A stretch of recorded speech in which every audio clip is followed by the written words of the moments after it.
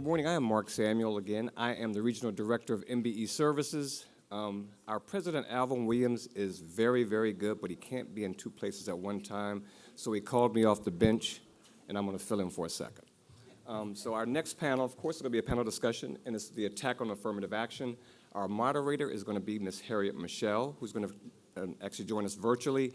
And in person, of course, we've got our President, Mr. Alvin Williams, and we also got Cassandra Dorrington out of the Canada office as well. All right, so without further ado, I'm going to let Ms. Harriet Michelle introduce everyone, and this is going to be a great discussion.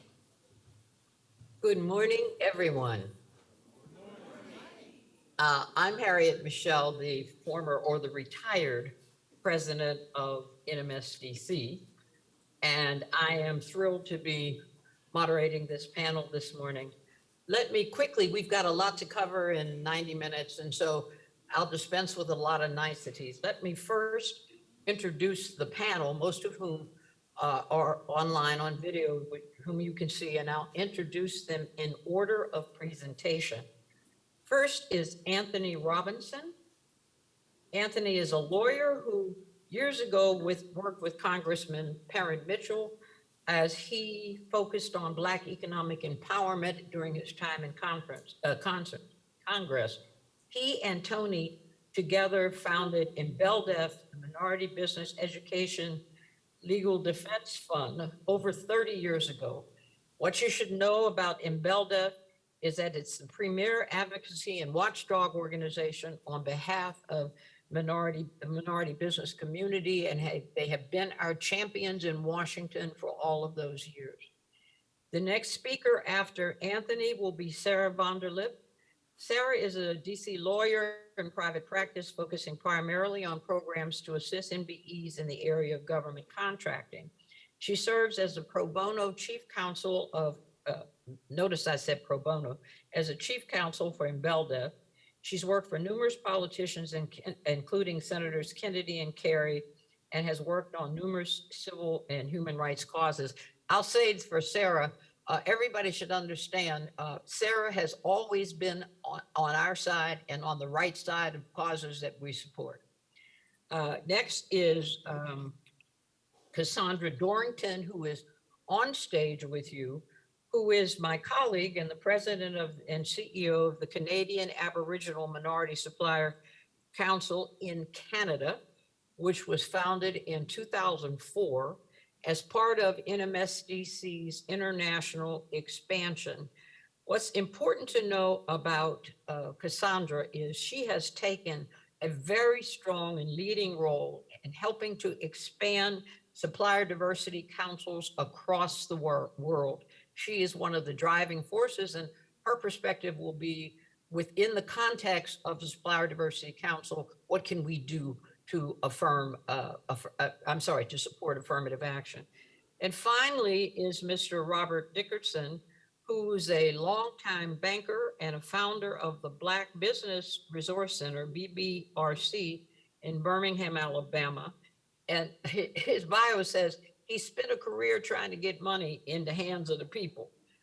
He is an acolyte of the legendary Black businessman, A.G. Gaston, and has started the A.G. Gaston Economic and Power Conferences held annually in Birmingham. Ladies and gentlemen, that is your esteemed, and I mean esteemed panel.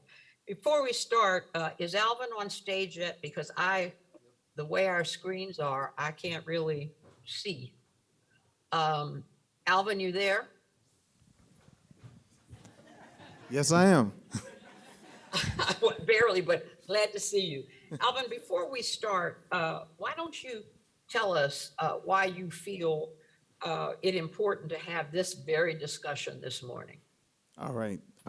So as you all can see, I have a great and high regard for this young woman that will be our moderator. But as you all know, our organizations and organizations similar to ours, we are up against a new issue that we have not tried to address in many, many years. And the founding of a lot of these organizations were around how affirmative action has enabled opportunity for business owners, be it ethnic minority, female, members of the LGBTQ community, veterans. And now that we have now seen that the Supreme Court has made a decision and all of the laws that are being challenged in every state and all of the cases that are questioning why we have these programs in place, no one is talking about it. We are not hearing anyone say what we should or what we shouldn't be doing. So I wanted to make sure I got some of the most esteemed leaders, or I can say this, around the world, to kind of help us address this issue. My hope is that as this video and this conversation goes viral, it will be the impetus to the conversation of why this is important, why we need to continue affirmative action, and what we need to do moving forward to ensure that it stays around. So, Harriet, I hope I answered your question, and I'm going to sit down with the other young woman here and participate in this conversation with you. So I'm going to hand it back over to you, Harriet. Thank you. Thank you, Alvin. Whoever is controlling the monitor, we need to take down the large Mission Possible with the announcement of the title of the session, if you can. So we can, at least on my screen, I can get a bigger picture of the people who are talking. There we go. Thank you so much. Well, we know what conservatives have achieved so far in curtailing race as a factor in college admissions. But their real goal, we have to understand, is to dismantle affirmative action in every place and in all ways. And the focus of this session is to consider how these racist efforts will affect MBEs and the corporations trying to do business with them. What should and can be done? Let me start by saying I am an affirmative action baby, proudly. I graduated from college in 1965, the year the Affirmative Action Bill was passed. At that time, only 4% of Black people had college degrees. And my entire career has been predicated on the presence of affirmative action. I wouldn't be here without affirmative action, and my family would not have prospered without it. But to be clear, as my friend Charlene Hunter Galt, who integrated the University of Georgia in 1960, said, I may have gotten here because of the law, but I stayed because I'm good. I hope somebody laughed at that. And the point is, everybody in this room, we're all here because we're good, because affirmative action doesn't assure you success. It gets you in the door, it helps you out, but you stay because you're good. Remember that each and every one of us and you is good, and that is why we're here today. Now, since context, and we forget context all the time and just kind of jump to the present, but since context is important, let's start by identifying the constitutional and legislative foundations of affirmative action. And you guys may all know it, but I think it bears repeating. The 13th, 14th, and 15th Amendments of the Constitution. The 13th Amendment, of course, abolished slavery, okay, in 1865. The 14th Amendment in 1868 guaranteed equal protection, citizenship, and due process to all persons. And under the law, no state may make an exception. It gave us civil rights. Now, there are other factors of these amendments, but for the purposes of this morning, I'm trying to identify what's the essence. The 15th Amendment gave us the right to vote, and we couldn't be denied by race. Now, the 14th and 15th Amendments are often called the Reconstruction Amendments because they happened in that very short span at the end of the last century when Reconstruction was the policy of the government. Well, the 13th and 14th Amendments, as we know, were pretty much ignored, especially in the South, until the Civil Rights Acts of 1964 and 1965, Civil Rights and Voting Rights Act, which suddenly tried to remove all deterrence and full participation, housing, employment, and our meaning people of color, Black people specifically in the society. So we had first the amendments to the Constitution, then we had the Civil Rights Act and the Voting Rights Act in the 1960s done under President Lyndon Johnson. The affirmative action law started by Kennedy in executive order in 1961 started looking at affirmative action to try to equalize opportunities for minorities. In 1965, LBJ decided, or ordered rather, that affirmative action needed to be implemented to promote equal opportunity in federal contracting for minorities and women. Then in 1969, President Nixon, the Republican, created the Minority Business Development Agency, as you know, as MBDA, under the brilliant leadership of Arthur Fletcher. In part, what's important to say is we got to understand that, somebody like Nixon believed in wealth creation for Black folks. I don't know how much he believed in it, but he believed it enough to designate a federal agency that would give us some help. What had happened, though, in the meantime, there were massive riots in the cities, many cities across the United States that resulted from the death of MLK. And I think part of this response was Republicans believing in the power of business and the free market system to address economic inequality. So all of this was happening in the government in the late 1960s, maybe early 1970s.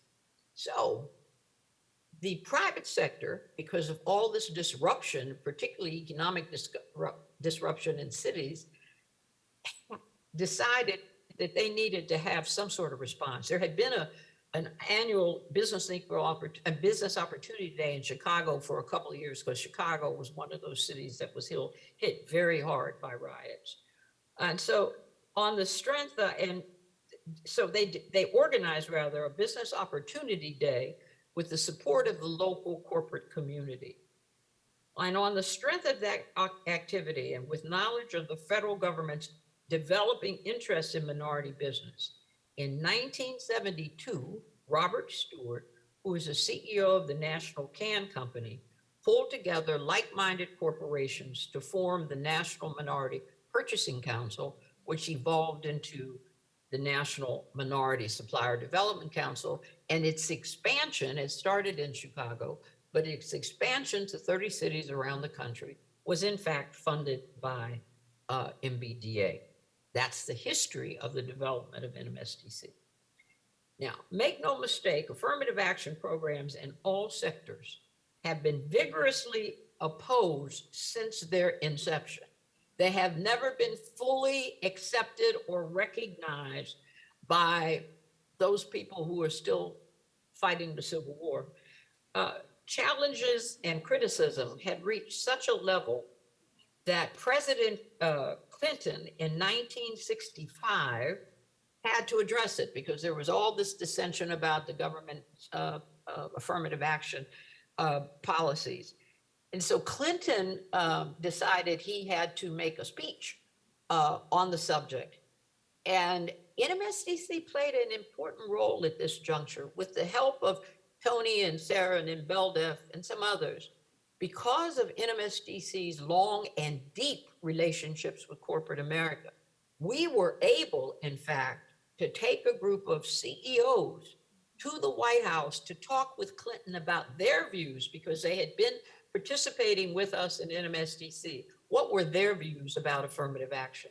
And from all that, Clinton finally made a speech that was called End It, Don't Mend It. I don't know what it solved, but at least put on record corporate America's response that in fact, affirmatively including and supporting minority business development was a good thing for them and for us. So with that, I'm going to conclude my background piece and look at my brother, Tony Robinson, with whom I could have not been successful at NMSDC in all the years that he gave me help. So Tony, why don't you kind of put the legal framework about where we are now and how you see things, and then Sarah can follow with specifics, okay? Okay, thank you, Harriet. And it has been a relationship made in heaven that we were able to work together, I guess, almost damn near 15, 20 years on these issues. And you have been a very supportive partner as we've gone forward. The only thing I would add to what the background you've already provided is the conclusions that the Warren Commission came out with after the mid-60s civil disturbances. And their conclusion was that the root of these disturbances was the lack of investment equity by minority communities, and specifically Black communities in the country's economy. And so that was an impetus as well on moving this forward. I kind of came on the scene as a student at Morgan State College at the time when a sociology professor by the name of Karen Mitchell came on the scene to become the first Black congressman from the state of Maryland. And the theme of his campaign was that it really had its roots all the way back to Charles Hamilton Houston and Thurgood Marshall that understood that the next phase of the civil rights movement needed to be economic development. And so Mr. Mitchell ultimately was elected to the Congress in 1970. And again, his theme was the second phase of the civil rights movement was economic development. So he came into Congress with the intent of getting himself assigned to every committee in the Congress that had anything to do with money. So he was able to get on the banking committee, the joint economic committee, and the small business committee, ultimately to become chairman of a small business committee of the United States House of Congress. And from that perch, he began to initiate legislation that enshrined that economic development agenda. Ultimately, and as Harriet has indicated, these efforts were resisted from the very beginning. And so he was able to attach amendments to a number of bills in the Congress that provided for a platform of opportunity to minority businesses. And ultimately, the signature legislation was Public Law 95-507. And that was brought into play the existing 8A program designed to focus on minority, socially and economically disadvantaged individuals. And again, as Harriet has indicated, this was resisted from the very beginning in the courts. The first major Supreme Court decision was a case called Fully Love versus Clutchnet. This is a case out of New York State that alleged that this was a part of a reverse discrimination. That didn't get real traction until the case came again before the Supreme Court in a case called Croson versus the City of Richmond. And it was in that particular decision that the court adopted this strict scrutiny standard for these cases. And I'll let Sarah go into greater detail about that. But Mr. Mitchell's efforts did not cease. Not only did he get passage of the Public Law 95-07, but he also turned his attention to the Department of Transportation and got a 10% program for a goal for minority businesses with the Department of Transportation. And then it was the EPA. He was able to get a law passed there, and the Department of Defense, I should say.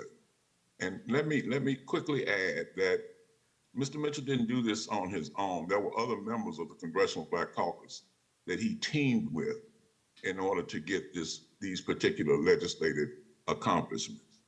Lou Stokes out of St. Louis, and Congressman out of Philadelphia with the Department of Defense.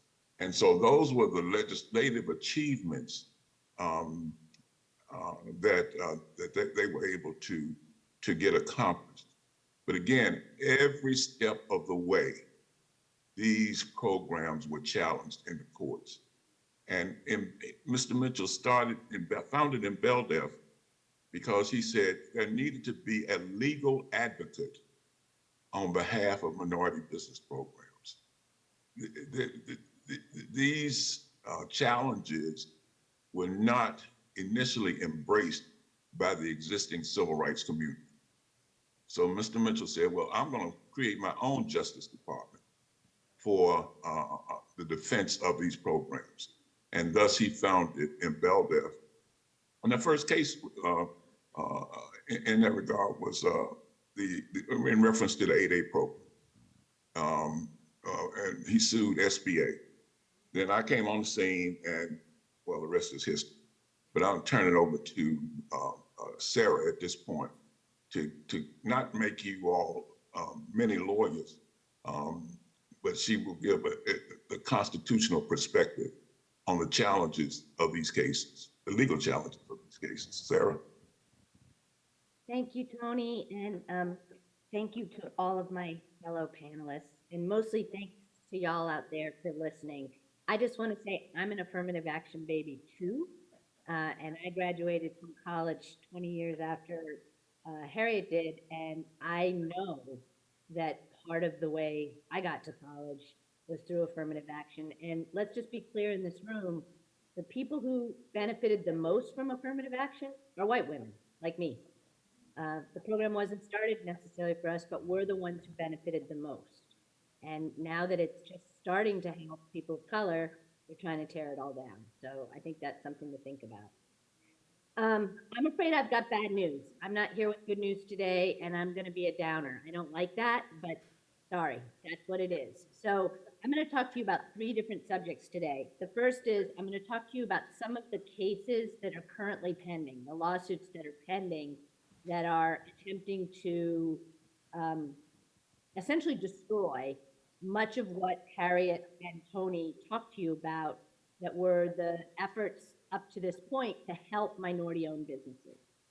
Second, I'm going to quickly make a case to you that we really, really, really need a strategic and nuanced response to these legal threats. You know, y'all, this is not checkers. This is chess. You need top flight legal representation that's out there fighting for you every day.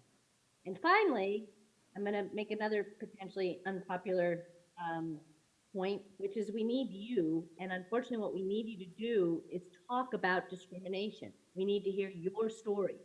We need both the courts and the public to understand that discrimination is not something that used to happen.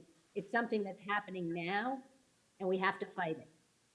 So first of all, the existential threat that y'all are facing right now. Currently, there are 4 cases pending in the federal courts against federal affirmative action programs. And again, there are so many cases that are popping up right now. I can't describe all of them to you, but I'm going to try to give you a sense of how much is out there.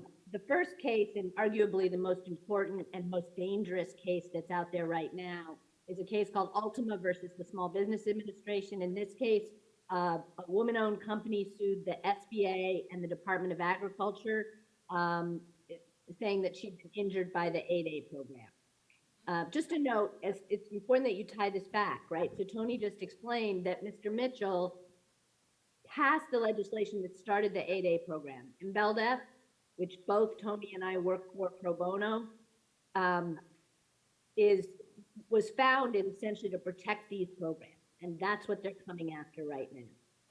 That case really goes to the very heart of what minority business programs do, because the Ultima case is seeking to declare the whole 8A program unconstitutional, but it's going at what's called the presumption. If any of you have been certified as 8A companies or DBE companies or SDB companies, or MBE companies in your state probably benefited from a presumption that allows people of color to qualify for these programs without making an additional showing of social disadvantage.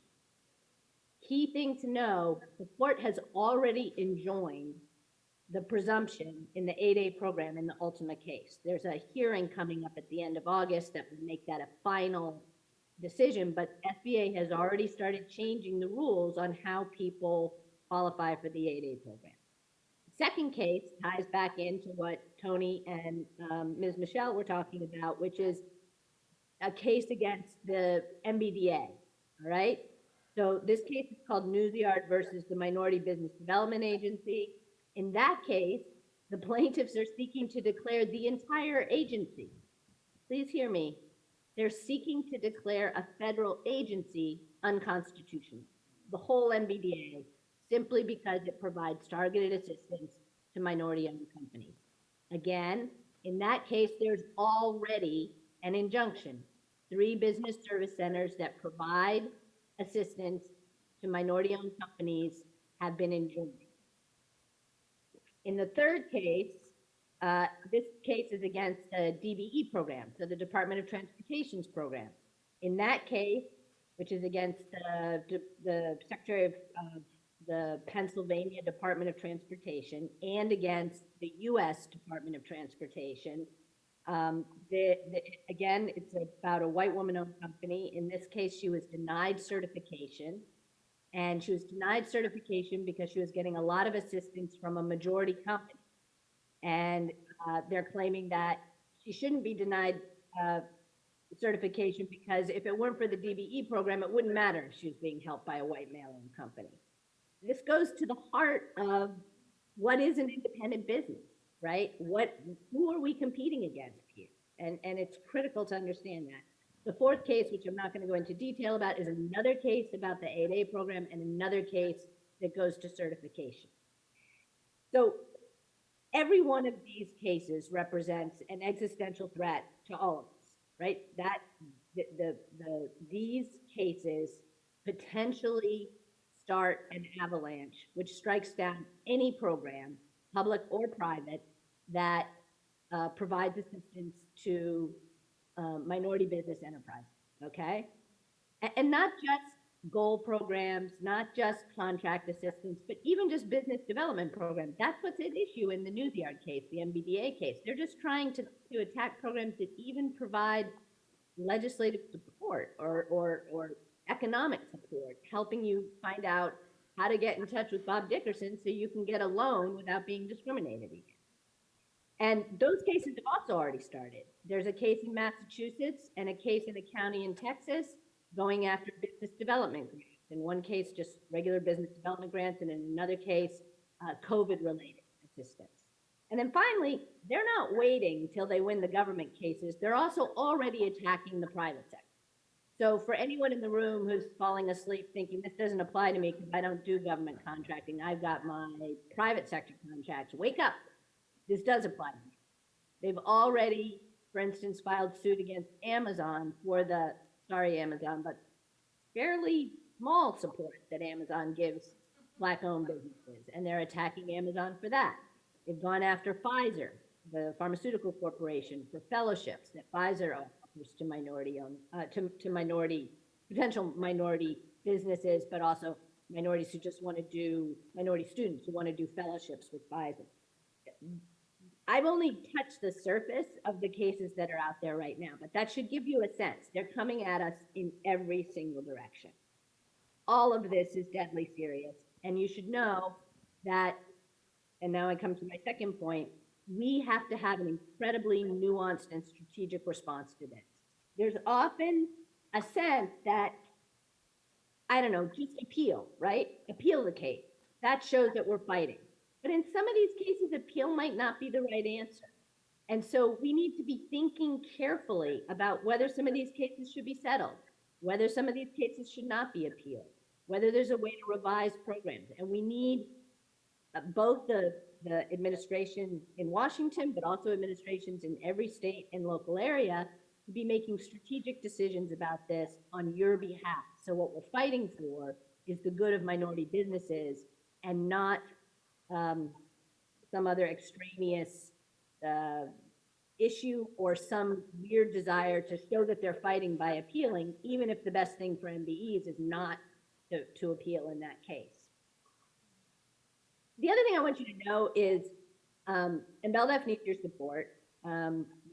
We are right now a 100% volunteer operation with no resources.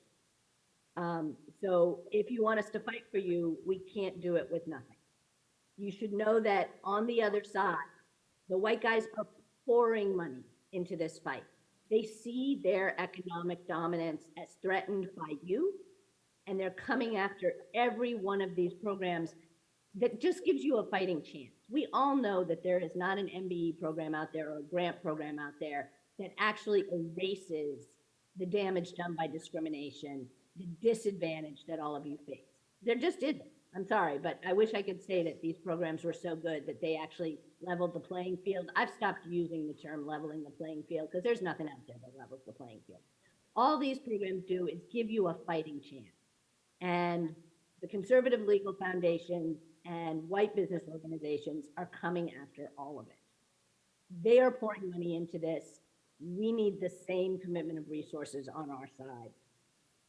And then the final point that I want to make, and this is super important, both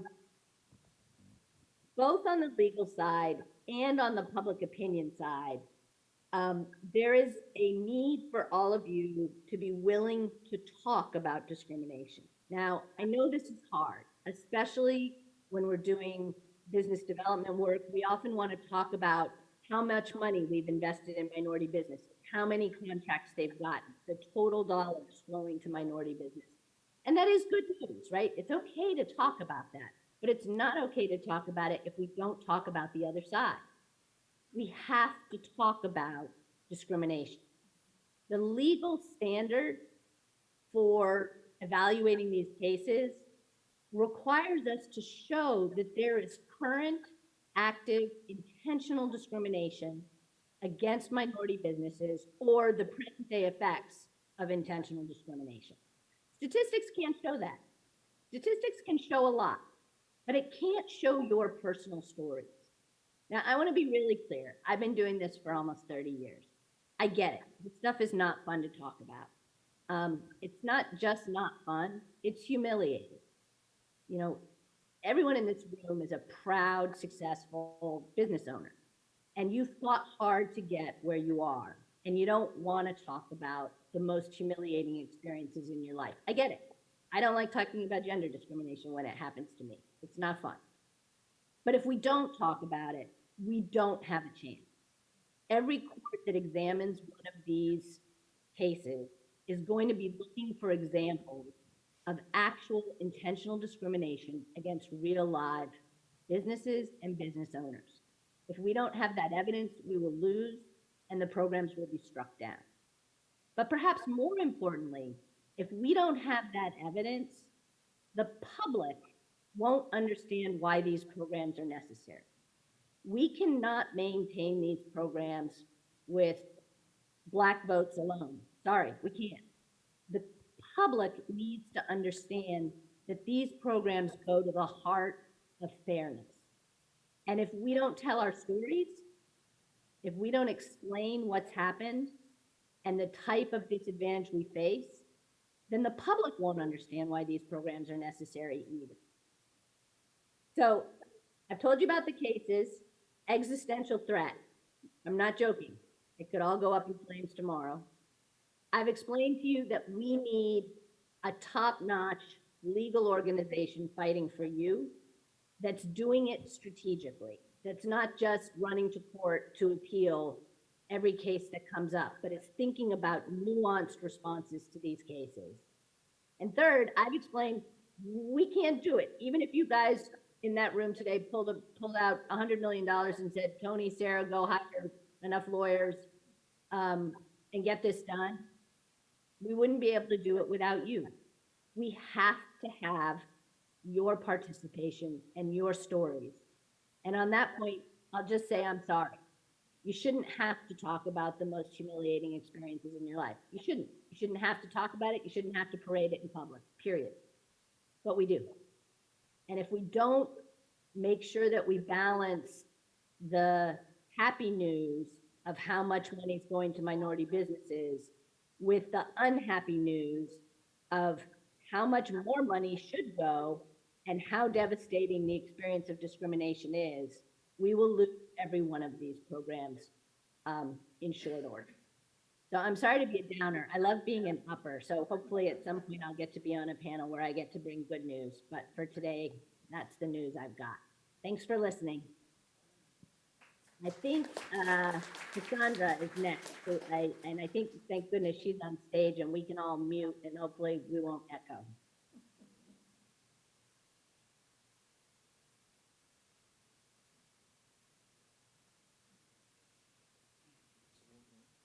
In the interim, if I might,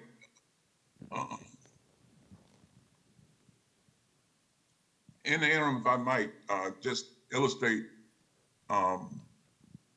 the impact of the Croson decision. It tends to bring it all into focus. When that decision was rendered, we had 160 plus programs around the country. Within a year after that decision, over half of those programs had been dismantled. It might give you an illustration of the potential devastation that can be caused by these court decisions. Thanks, And Tony. most I'm sorry. of it was just intimidation and bullying by the opposition to this. It went far beyond what the court decided to impact over half of those programs within a year. I'm sorry, Harry.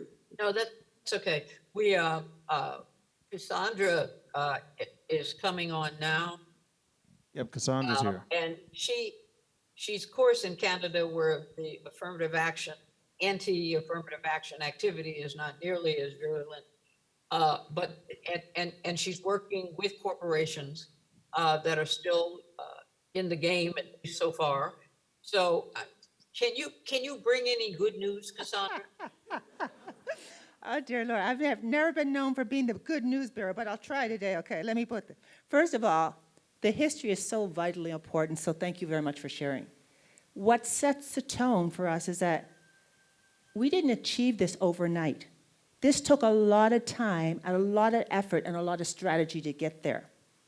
And what we have to consider is the past, I've been in this area for probably about 15 years now, it seems longer. But we've been gliding on what's happened in the past. We've been able to take advantage of everything you fellows have put in place and say, oh my God, look, it's working. Oh, they've given me a contract. Like it just happened overnight. And that was because of a lot of work and effort. And so when I hear the fact that they're coming at us with all guns blazing, that shouldn't be a surprise to anybody in this room. That shouldn't be a surprise. If anything, it should be a major wake-up call, which we've needed for a long time. Because if you look in this room, think about the average age in this room, okay? If I drop down, even if I look at my own council, I don't have the 20-year-olds, the 25-year-olds coming to the table because they don't think this is an issue. They don't think this is a problem. We've got to reignite this whole discussion if we want the world to be open, if we want business to be open for the younger people coming behind us who look like us. Now, I can tell you, and I don't want all of you running to Canada, but in Canada, we don't have the same type of issues. And I always tell people when I talk about supplier diversity in Canada, we did not have fighting in the streets. And so, let me start off. Canadians are very nice people. We love everybody, okay? So they'll often say, you know, we don't see discrimination. They are kind of lying. No, not kind of. They are lying, okay? Let me be very clear. We didn't have fighting in the street, but we still had some of the same things going on. We still have, Cynthia and I, my sister's here with me today, we're from Nova Scotia. Blacks originate in Canada, they started in Nova Scotia. Nova Scotia has a lot of racism going on. If you read the newspaper, it's not to the same extent you'll see it here, but it's still there. It's the undercurrent of what goes on. So in the Canadian landscape, while you fellows have had a government directive as to we're going to include this, Canada never had that. So this is not built into our legislation, and only in the past probably 5 to 10 years have they started looking at social procurement, what does it mean and how do we incorporate it? And we're getting closer on that. So in the Canadian landscape, we will not have the same divisiveness, but we do have this gap. We do have this chasm that's getting bigger. Okay, so let me put it in that perspective. So when we're talking about the Canadian landscape, exactly what you hear, we're trying to fight on the corporate mandate. We're going to try to fight on the innovation that suppliers are bringing to the table, that anybody who's a business person is looking at the best supplier, and if you have these blinders on, you're not going to see these great suppliers coming down the pipe. So in Canada, our government now is talking social procurement. They're talking, how do we get more Indigenous business? They have a 5% set aside for Indigenous suppliers. And so therefore, when you have all my resource companies and everything else, they're on Indigenous land, they are looking to do work with Indigenous. So, tick, we've got at least some groundwork, some legislation, some policy working around that. Now, you heard Sarah talk about white women have gained from that. Government's all over the Women Initiative, okay? So we've got, Women's Economic Knowledge Hub. They got all that going on. So we don't have to worry about that, but we do worry that we don't have women of color and Indigenous women at the table. And so we're trying very hard. Every conversation that comes up on women, we want to make sure that when you talk women, let's be very clear. How do we get women of color and Indigenous women at the table? So we've been very intentional making that discussion. But when we talk about blacks, now the murder of George Floyd, which was just devastating to all, actually kicked some things into action. So in the Canadian landscape, of course, we now have them saying, oh my God, there is some diversity, there is some discrepancy going on. We don't have black suppliers at the table. How is that? And this access to capital has come up in a big way. So the government has thrown money out to organizations to say, we need to put money on the table to get black businesses in the game. What does that look like? So they've gone across Canada, they put money in hands and regionally across the nation to make sure we're not missing, because Ontario and Quebec are the centralized part of Canada, which is the biggest bulk of our population. They're saying, what about in the East? How do we get suppliers in the East? How do we get suppliers in the West? So they are very clearly putting money out there to get black suppliers to the table. And so we've talked Indigenous, we've talked black, and I told you women to cover. Somehow as well, our government is seeing diversity on the whole, so they've just recently given $25 million to the LGBT to get entrepreneurs on the table. I say that to say there seems to be sort of, they go all this way or all this way, as opposed to what is the real issue that they should be addressing. So whenever I'm at the table, I say, what problem are you trying to solve? If it's this problem, I want everybody in. That's not the problem we're encountering right now. We're encountering, you heard Harriet say from the get-go, that when we look at the economic scale, blacks continue to be at the bottom of the economic scale. And in Canada, it would be black and Indigenous at the bottom of the scale. And so we can throw all these programs that will certainly help white, certainly help LGBT, certainly help veterans, but we're still not addressing the real issue. We're diluting the case, but not addressing the issue. So I can say Canada is now looking at social procurement. Our federal government is addressing that, and we're now taking it to the provinces to address that. Municipalities, municipalities, much like cities, towns, they know who their issue is. They know where their target populations. They know when they're economic disparity. So they're trying to say, how do we have that? But to get the federal government, who's the biggest procurement agent in Canada, to get them on board will make a big difference. But we also know it can't be a one-prong approach to this. What you heard from the people on the screen is that you need to have government or legislative approach to that. You need to have a corporate approach to that. But we also need to have a supplier approach to that. What are we doing? What are we doing to drive this forward? Because if we step back and wait for things to happen, exactly what we see coming down the pipe will continue. So, as I say, so Canada, there's a bright light there that we're pushing forward. But again, we're only, 37, 40 million people? That's like a city down here, okay? So, we can only help so many. But if I go around the globe, guess what? The Australian government woke up to this. So the Australian government started pouring money into how do we get more Indigenous at the table? Because that would be their problem to solve. And they've been very clear on that. And so there's some U.S. companies inside, they have focused on Australian companies coming to the table to get Australian Indigenous suppliers at the table. And they've been very focused on it and very successful in doing that. So Australia, and again, it's an ongoing focus with the government to keep them at the table. Yes. And so they have to, sorry. Okay, they have to continue that, okay? So Australia said, okay, we're moving forward. And I just came back from there last week or so, and they are doing some great strides. That has been infectious for New Zealand. New Zealand's issue of cane is indigenous people, the Maori and whatever else. So they have learned from the Australian, and again, their government has started pouring money into how do we get more indigenous people at the table. And that's been coming along successfully, so they'll be joining GSDA very soon. So you see, when they focus on the problem, we're seeing positive results. If I move down to South Africa, and they've been at this game now for, God, Gary's been around since what, 2012, they officially signed up, 2014, something like that. Again, they know the problem, but it's taking a while to get there. The government has put money in there, but it's getting the corporate buy-in to there.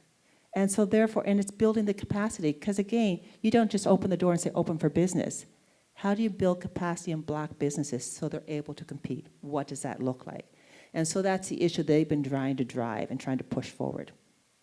So there's some positive aspects, but it's taken a lot to get there. Because again, they've had their government up and downs, and what does that mean as it reaches out to the business population? If I flip over then to the UK, where my Inc. has been working over there, again, their focus has been on ethnic minorities. They didn't have a government intent. Government has been looking at small and medium-sized businesses, which always sounds wonderful, but we're a fraction inside there, and we get lost in the middle of that small and medium-sized unless you specifically talk about ethnic minorities. And so they've been trying to focus on how do we move that forward. Now, they've seen some progress along those lines, because again, they've been trying to, as I said, get into that SME program, but try to get a focus on that. As a result of that, what my Angus decided to do is take it across Europe, because we know there's ethnic minorities. When we think about what's gone on with the whole refugees and people moving across, in other countries across Europe, this is happening. So again, he's going after what's the problem you're trying to solve? How do we get more economics involved in that? And so how do we get these more diverse people at the table? So we're seeing other parts of the globe, we're seeing this rise in, okay, we're getting more diverse people. But what's happening when we hear the noise that's getting louder and louder in the US, that's starting to seep out across. And so others are going to say, oh my God, if affirmative action goes down in the US, what the devil does that mean to corporate engagement as we go globally? And so that's why I come back, and I love when I hear the panel, and when you hear the history, it didn't happen overnight. What steps are we effectively taking? Because what's happened in the US, guess what? It becomes infectious as starts to spread. So corporately, these global customers, global corporations say, well, if I don't have to do it, should I be doing it here? Should I be putting resources? We need to have a global approach, not just a US approach, a global approach. Now, granted, you're going to hit one government at a time, but as I said, you got a three-prong approach. If governments are one focus, and they will look different depending on which country you're in. Corporate focus, how do we get corporations who are pushing back, corporations who bring this in? Years ago, I heard one corporation say, oh, it's in our DNA. Next year, someone cut their budget, their DNA was gone. It didn't happen. So we need to have corporations who put it into a long-term strategy. What does this look like? But at the end of the day, we need suppliers who are ready. We need suppliers who buy from suppliers. We need suppliers who work, because it only drives, when I think in Canada, my stakeholders are really successful. We have a large South Asian population. They end up buying from each other. They end up supporting each other. They end up building each other. If I look at the black population, we aren't that cohesive. We're not doing those things.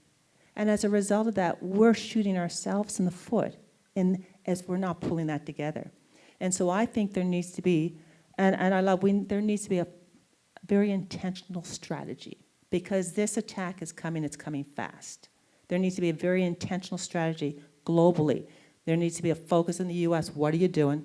And then we need to go country by country, how do we leap into that so we're all pushing the same thing? Because we're not gonna win if we sit by and hope that someone's gonna come and save us.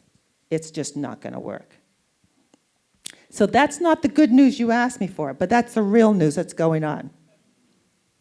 Thank you, Sandra. That global view is very, very important. Bob, we know that access to capital and getting money in the hands of people who need it has been a perennial problem, no matter what the legislation has been. So why don't you talk to us about what you have done and what you're doing? Well, thank you very much, Harriet. And, I know I'm hearing a little bit of an echo. I hope you all are. Well, but first of all, let me just say that, like you and I think Sarah mentioned, I am a product of Affirmative Action as well. So I started in banking in 1973, Birmingham, Alabama. I was actually the second African American to ever be an officer at one of our banks. And the second person to be given something at that time they called a loan number. And a number meant you had the authority to make loans. So I used my loan number to try to help my people. I understood that I wasn't hired there to try to do loans in some of the affluent areas. I was hired, I thought, to do loans to Black folks in Birmingham and people that came from the same communities that I came from. And so I took that as, the calling of my career. And I will say, in addition to that, I have a personal discrimination story that happened in one of our banks, where when I was hired, I was paid less than the person doing the same job that I was doing. And that person just happened to be white. And so just taking all of that into consideration, what I've done in my career in banking and finance and running a small business development agency is to try to make sure that that our people are served. And so that's been a life calling. It's something that I wanted to do. And I'll just say honestly that Sarah's comments, I was sitting here, I don't know if you could see me on camera, but I was shaking my head because, right, you didn't share a lot of good news. You actually put out a lot of stuff that is that will challenge us to make sure that we continue to do good jobs, that we continue to grow the value of minority businesses, in particular Black and brown businesses in this country, and that there are more challenges to doing that now. Well, I won't say that there are more challenges to doing it now than ever before, because that would be true. But the challengers they're not going in the right direction. So I just wanted to share that. A couple of things that I've thought about as you all were talking.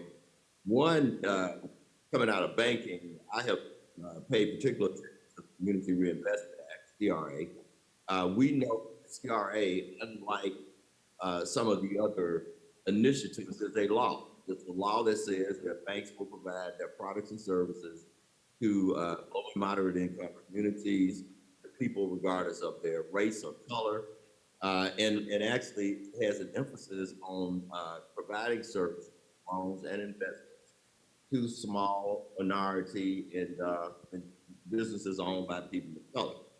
And so I think that we have to make sure that we lock onto some of the things that might help us. Now, recently, in the past administration, CRA itself was under attack. There was an effort by the OCC to weaken CRA. In our opinion, those of us who are advocates think it would have weakened CRA to make it easier for large financial institutions to easily pass their CRA exam, to make it easy in a way that they wouldn't have to provide services to a certain segment of the community or to certain communities. And we got beyond that, but CRA is something that I think we need to focus on as we attempt to try to grow and protect Black businesses. I'll also point out, and I think capitalizing on one of the comments, after George Floyd, we had a lot of corporations that came out, the same corporations that may be backing up now, that came out and made statements about diversity being an imperative, about diversity being important and part of their DNA. And Ayanna Pressley, the congressman from Massachusetts, came out just yesterday, the day before, and she wants to know something that I think I want to know. What happened to the $200 billion that was supposed to be loaned to, invested in, and used to help minority communities, Black communities, Black businesses, minority businesses. Whatever happened to them? Is there going to be a report? Are we going to be able to measure any impact that those promises may have had? And unfortunately, even when we referenced this Citibank study that took place around that time, it talked about the billions of dollars that discrimination is costing America. Discrimination is costing America billions of dollars, according to major American corporate studies. And so, when you really think about it, America is now trying to win a global economic contest with other folks. And if America tries to do that without minorities and minority businesses actually fully participating, then we're not going to win. It's almost like getting in a boxing match with one of our hands tied behind our backs. And legislation that comes from places like Tennessee, well, I'm in Alabama, so it's very easily could have come from here. And some of the things that are coming on in the Supreme Court and other places that are, it seems to be anti-good sense if we want to grow this economy. Sort of anti-good sense, because we cannot grow the economy tying one of our hands behind our backs. And the business case that I think we should try to make is that when MBE win, America wins. When MBE win, America wins. And I get, and I'm glad, Sarah, you kind of, went deep to the cases that, the case that is potentially going to change the way the SBA evaluates 8A certification applications. But we have to continue to be diligent, because, igniting minority business, I think, is the engine that can propel America. And I'm going to stay true to the cause. Now, I've been involved in helping provide access to capital for businesses, all businesses, for a long time. And a couple of things that we have to be aware of. One of the things that challenges us, and sometimes we don't really think about it in our communities, are simple things like branch closures. In communities that we don't have branches, then, folks have access to banking services. So branch closures sort of go against this promise of accountability that banks have made through the CRA. As business advocates, we need to be paying attention to where banks are, where they are in our communities. In addition to that, what kinds of services they're providing to us. We're not going to really solve easily the wealth. We all look at the stats. We understand that people leverage their wealth to start businesses. They also leverage their wealth to be able to get to borrow money and to get financing for their businesses. And that lower wealth actually means fewer collateral options, and fewer collateral options actually mean lower loans. So it actually impacts the competitive ability of some of our businesses. And so one of the things that we need to focus on, one of the things that we're focused on, is working with the banking community, because there's a thing called special purpose credit program. I don't know if anybody's aware of those. Special purpose credit program or something that's out there in the banking landscape. What that says is that we could have a special purpose credit program for Black suppliers or for minority suppliers. And so let's try to use the tools that are available to us, like special purpose credit programs, like some of the things that the Consumer Financial Protection Bureau is looking at. The CFPB, of course, was started as a result of Dodd-Frank, 15 years ago now. And it has a program, it's Section 1071, and I hate to get into jargon, but what that says is that we're going to look at applications on business loans the way they look at applications on home mortgage loans. So in a home mortgage loan, the lender has to collect data on the race and ethnicity of the borrower. That's not true on business loans, but it will be in Section 1071, which was recently approved, I think, last March, becomes more in effect. We need to take that data and try to figure out why our businesses, Black and brown businesses, MBE, are being declined at a higher rate than other businesses. If there's something we need to do in terms of providing technical assistance, training, coaching, counseling, et cetera, then we know what to teach. But if we find out that it's discrimination, then we know who to fight. We also have to, and I think the special purpose programs help us solve another dilemma, and that's underwriting criteria, because when banks underwrite loans, they use historical financial data. They look back at what you've done in the past, and use that to predict what you're going to do in the future. Well, if you're new, if you're emerging, if you've grown from a micro enterprise to now a business that's substantially larger, then your historical performance might not be as encouraging to a lender as your competition. And so, got to make sure that we have folks looking at our businesses in a way that helps us win, and not in a way that just kind of promotes the status quo. A couple of things we talked about earlier in looking at what is seemingly intentional discrimination in lending. And I've seen intentional discrimination. I see it all the time when people come to me and they've been to a bank, the bank said no. And I look at their financial statements, I look at their performance, I look at their history, and I'm thinking, why in the world was this no? Well, it was a no because it went to the wrong bank or the wrong banker. And that is the problem, because the system ought to work the way the system works. It shouldn't matter substantially who bank or banker you use. The product ought to look essentially the same. And so, yes, there is definitely discrimination in business lending. It's hard to determine how intentional that discrimination is, but I think glaring example of discrimination was with PPP loans.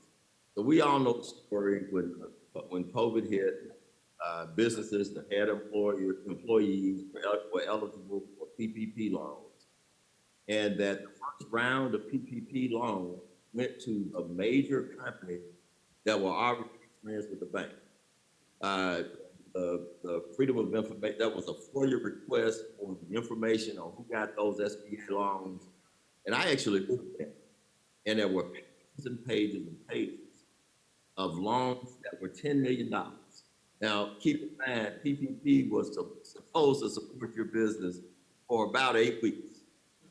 And so if your payroll, utilities, mortgage interest, or rent qualified you for $10 million in 8 weeks, then you probably didn't need the loan. And it took a second, actually, rendition or a second iteration of the PPP loans to really get down and get some MBEs and micro enterprises the opportunity to get those loans. So the lesson in that, I think, is we have to make sure that our businesses are looked at, that they are supported, that we have to make sure that our businesses forge and form relationships with local banks.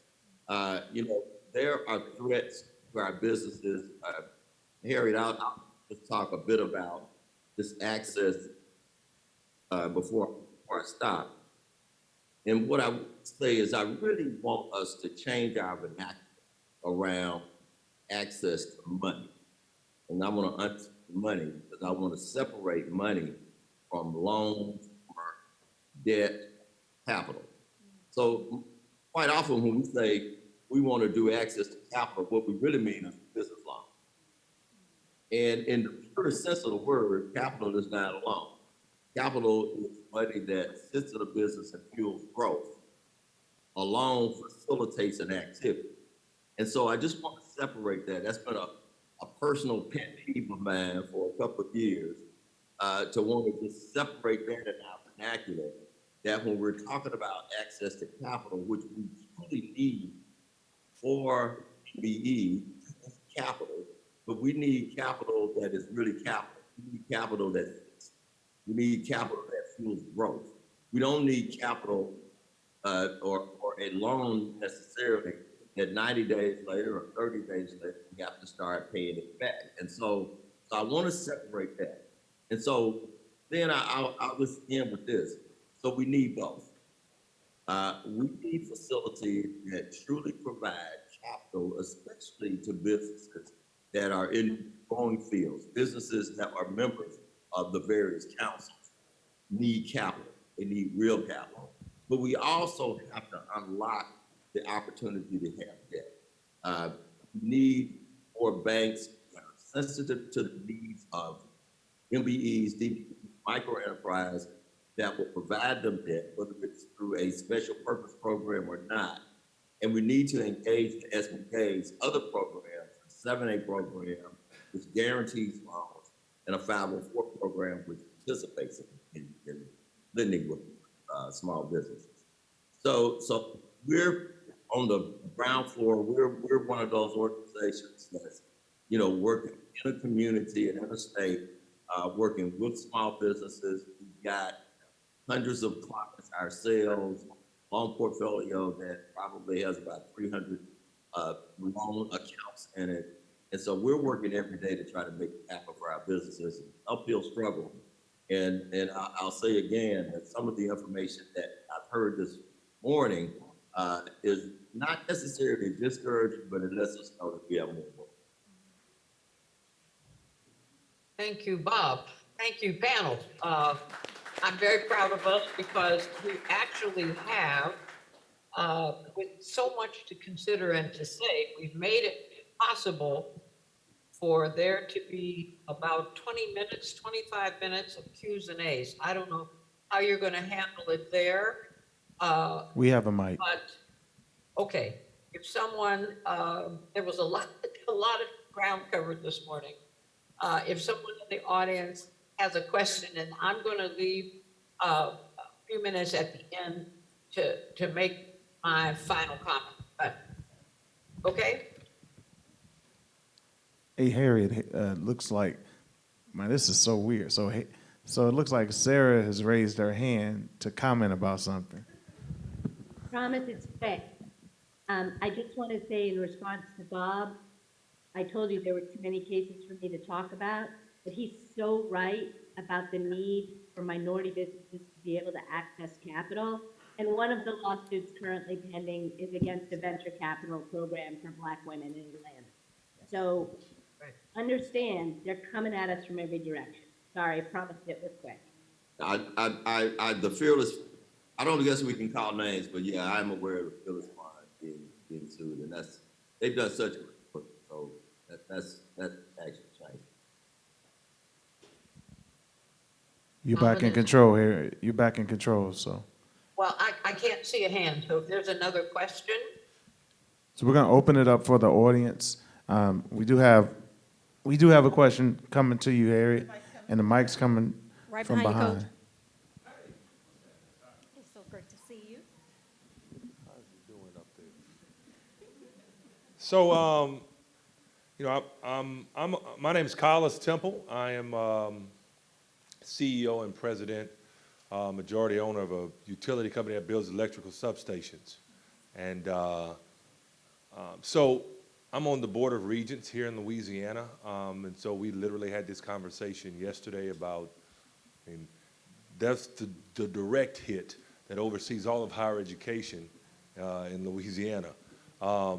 The consensus, interestingly enough, was that from an immediacy perspective, we're not going to feel the hit from a perspective of schools because of the way things are set up in Louisiana right now. Obviously, when you think about it, that was initially Harvard, right?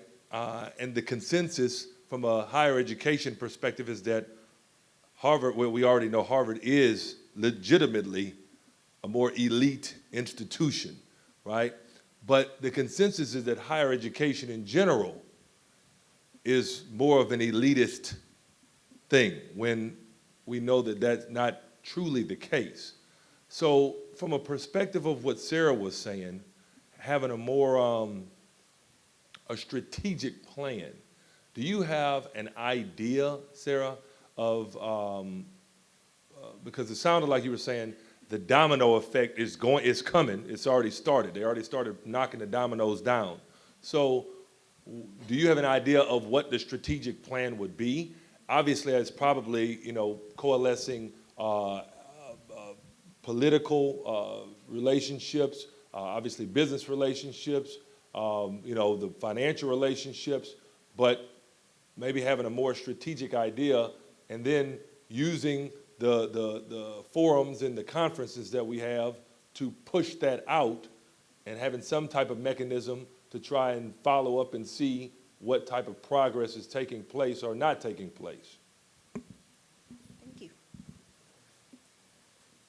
Harry, Uh, you want me to take this? We probably could all. It was addressed to you, but So I'll just say, we have a model for this. Harriet was talking about it in her introduction. She talked about the mend it, don't end it approach that the federal government took in the mid-1990s. The reality is we need civil rights groups working together. We need business groups working together. We need Congress involved. We need the administration involved. And what we have to do is bring information forward that talks about the fact that there is still ongoing discrimination and use that information both to bolster public support for the programs, to make them more defensible in court, and we have to look at each of the programs and to determine whether or not there are changes that need to be made to those programs to make them both more defensible and I would say more effective, right? So it's not okay to whittle these programs down to nothing. Once we've proven our case that these programs are necessary, then we need to take the next step and modify them, revise them in such a way that makes it easier to defend, but also more effective for the minority businesses that rely on them. In order to do that, you need advocates in Washington with legal knowledge. So I know it sounds like I'm spending my whole time with my hand out here, but I can't stress enough that if you don't have a Melvin fighting for you on the federal, state, and local level, we're not going to be able to do. We're not going to be able to. in addition to having strong legal representation and understanding of what we're facing, I think we need some more data too. And that's not to slow the process down, but I think we need to gear up other parts of our community that can provide information about the deleterious effect of shutting these programs down or eliminating them, and the failures of the economic implications of minority businesses not going forward. We also need to engage. This is NMSDC, you all. This is a regional council, you all. You all have corporate partners. I want to know, and we should begin to talk to these corporations. I know too many of them have programs in name only, but there are some corporations that understand, at least at some level, the value of having strong minority partners. I would like to know if there's any activity going on in corporate America that understand, rather than saying we don't want to be involved in these controversial things, if they are beginning to formulate a strategy or some idea of what they will do in lieu of if these cases go forward and their programs are wiped out, what are they going to do to continue? How will they articulate? How will they gather the data that will enable them to continue to support diversified supply chains? And we have no idea about that. And we need some economic data about what a vital minority businesses add to this economy. And you can't depend on the government because that stuff is 10 years late. But something that something that is current and focuses people's attention on, in the next 5 years, what the hell this economy is going to look like if all this becomes successful. I mean, the opponents to affirmative action are so blind and so full of, I'm not sure what, but it's not the economic interest of the country. They can't see or don't anticipate what will happen if all of this is eliminated. And we've got to talk about that. You know, we've got to paint a picture of a future that is, you know, after the nuclear bomb. I mean, really, we just have to be dramatic. We have to be specific. And until we start looking, projecting what that might be, I think there are too many people, maybe even some people in the room. We are in all phases of America, as far as I'm concerned right now.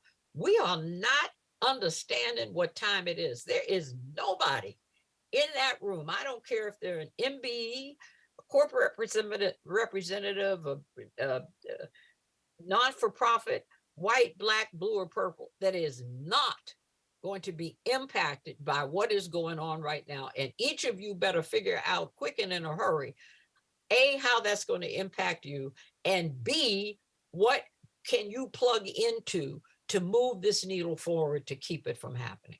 And we'll end up talking about one of the things you could do. Sorry, another question. Another question coming right now.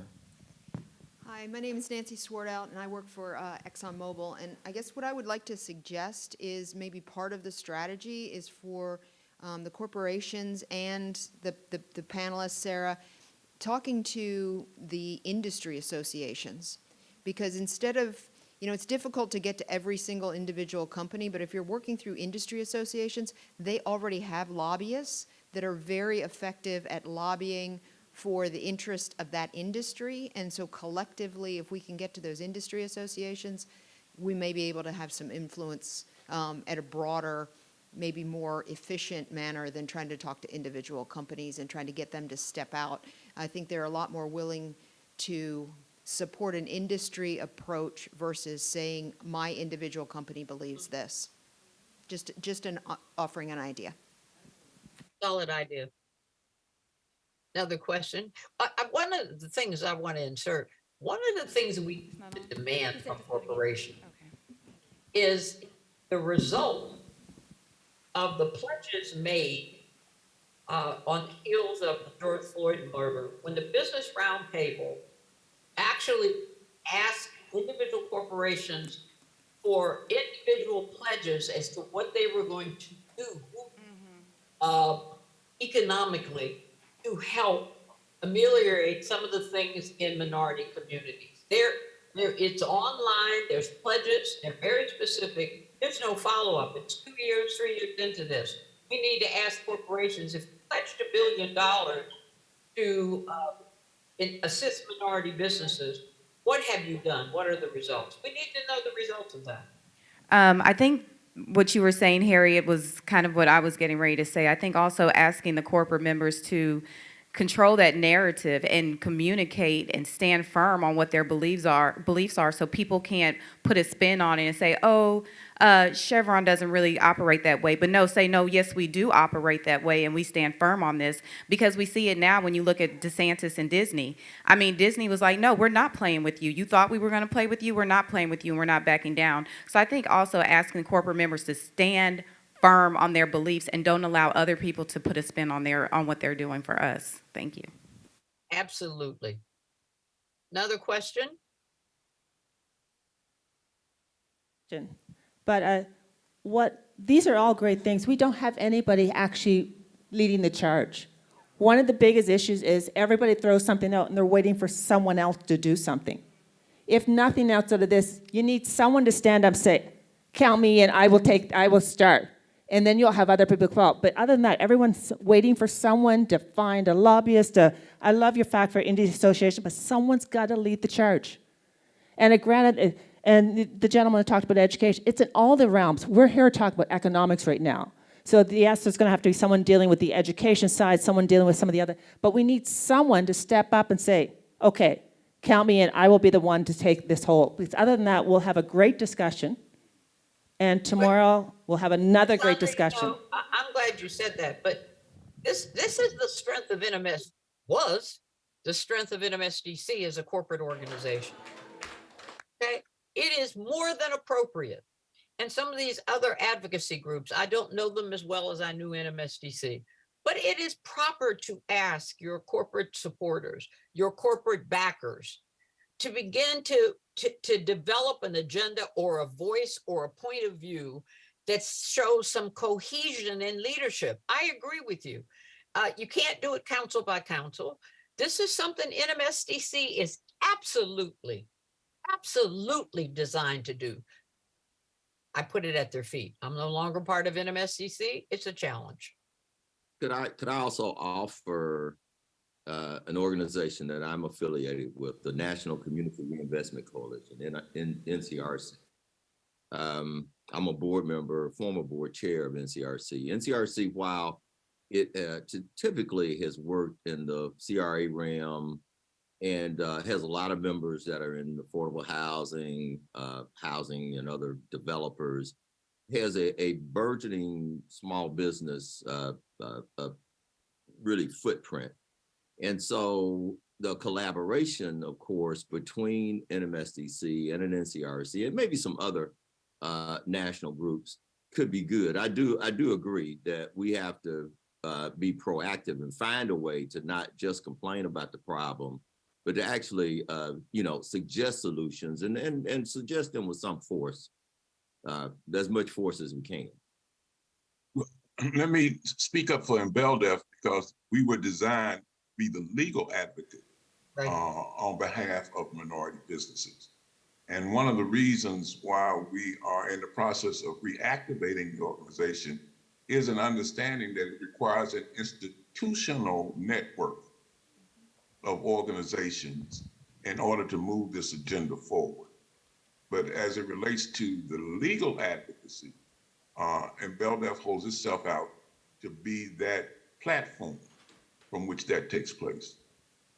And I'll go a step farther. Tony's exactly right. But let me be clear, we're not waiting. If y'all aren't behind us, that's okay. We're still going. Tony and I are involved in conversations and coalitions with the civil rights groups right now. We're briefing every minority business group who asks us to. We're talking to Congress. We're talking to the administration. We're providing. Y'all don't think I know about these cases because I have trouble sleeping, right? We collect this information and analyze it so that we can bring it to you. We are already working. We need your help to be able to do more, but understand we're not waiting. We just hope to get a lot more partners with us, but nobody at MLDF is waiting. There's a whole bunch of volunteers marching forward right now. This is the perfect point to talk about those of you in the room supporting in BELDEF. They can't do this on their own, and they can't do it pro bono. Alvin perhaps will tell you what his plan is to whip up financial support for InBelDef, and this should be happening in every council across the country, because if not, if you don't get involved and understand the value of what they are doing, you run the risk of losing your businesses. That sounds dramatic, but if there's not somebody out there fighting for you and representing you, all that you've worked for, all that you've sacrificed and done could be on the chopping block. So I encourage you to identify with what's being said. Identify with the threat that hangs over your head and your kids' heads and your business head.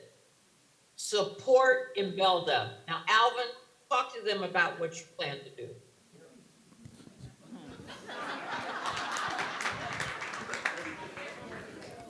And so I did say I have a tremendous amount of respect for this woman. So the moment I felt like I was talking to my mama. Yes, mama. So the first thing that you all may have not paid attention to is that if you registered, we have a percentage of the proceeds that will be going to InBelDef. So you all have already started supporting. The second thing is, and Sarah kind of touched on it, but I'm going to probably elaborate more. They actually need to know the names of the organizations, specifically the suppliers that are here. So we are going to send you an email just for you to say, yes, please share my name and my company name with Embelda, because they need a list of businesses that they are actually saying that they are supporting. The third thing is, we're trying to be intentional. Did you all see the candy that we provided? There's a QR code on the back of it. And if you decide that you want to contribute even more to support this effort, you can. Or you can eat the candy too, along the way. And the fourth thing is, and this kind of goes to what Cassandra is talking about, and the main purpose for the reason why we had this panel. The whole conversation, this entire day and a half, is about sustainability and resilience. There's the good, the bad, and the ugly with resiliency. We have to talk about the bad and the ugly. We can't keep talking about the good. We've done that for a while, and now here's where we are by just talking about the good. So the whole purpose around doing this now is that we will be that council that will help inspire my other colleagues to do the exact same thing that you all are doing right now. It's important. This is hard work. I like to have a good time just like everybody else does, but this is hard work. And it's work that needs to continue on. So with that said, Harriet, I'm going to let you provide your closing remarks. I thank the entire panel for taking the time to have this hard conversation with us, including you, Cassandra. So, Harriet, I'm going to hand it back over to you.